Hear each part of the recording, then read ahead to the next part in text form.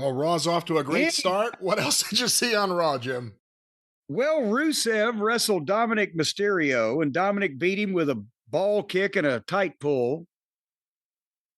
And Bayley wrestled Raquel, and Lyric ran in, and they fought. And LA Knight beat Kofi Kingston, and none of this was grabbing my lever or tickling my taint. About an hour and a half into the match, here comes Seth Rollins. And I think, okay, well, if we're back in the main event scene, see what's going to go on here. And Brian, they sang "Whoa" forever. And then they chanted CM Punk. And then they chanted OTC. And then they sang Cody Rhodes. And I was screaming, let him talk. His entrance started. And 5 minutes later, Seth Franklin Rollins said his first word. Well, he milks it too. At some point, he could just say, he could stop them. He could say, I'm a heel. Let me stop these fans having a great time and deliver. You know, what would really stop him, what would get him started is if they'd stop on their own and say, okay, motherfucker, we bought a ticket to see you, not sing to you.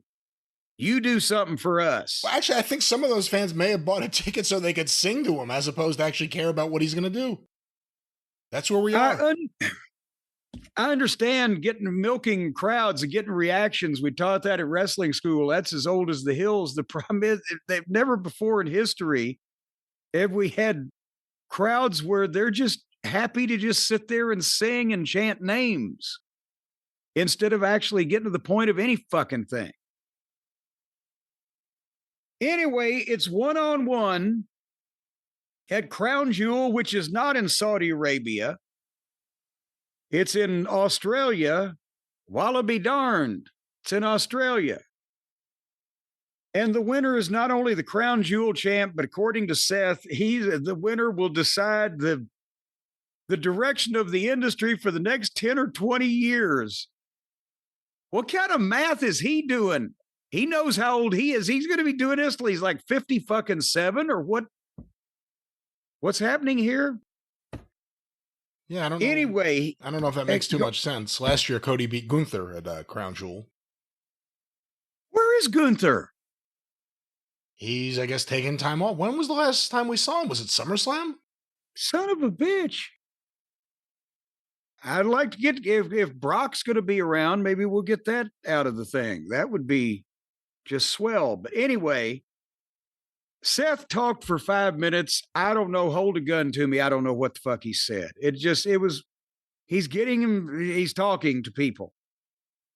And then Cody's music played and his entrance and his chants, and they sang Cody Rhodes again. And it was about 3 minutes from the time the music started till he got in the ring and actually spoke a word. And then he wants to know who's in control, Seth or Heyman, that thing. And that's good. That's story is fine. I think it could be told in much less time. And Seth is saying that everything goes through him, all the decisions, but he's touchy about it. And they proceeded to go back and forth for about another 5 or 6 minutes. And then Seth left. And this whole thing was 20 minutes for them to come out, be serenaded, talk to each other, and leave without any revelations or revolution. Yeah, this was a big, long ball of nothing. Took forever, went nowhere. They're doing the match. It's just weird how they're doing a lot of these things. It seems like these things just pop up, and then there's a big event or a pay-per-view or a Saturday night's main event right around the corner. It's almost like a weekly wrestling promotion promoting weekly events, but it's just one big central event. But they're coming so fast and frequent now, the builds seem off. And I'm sure it'll be a good match, but it just feels like they're rushing into it. They had a period of time there, and remember we talked about it, where they had, they could do this match and that match, the other match. They go so many different directions. Now they're doing all those matches, but they're kind of coming to, it's been a while since some of them were called for. But they got to do something to make, because Fuck, they're just a poor sports entertainment company trying to make a living in this brave new world.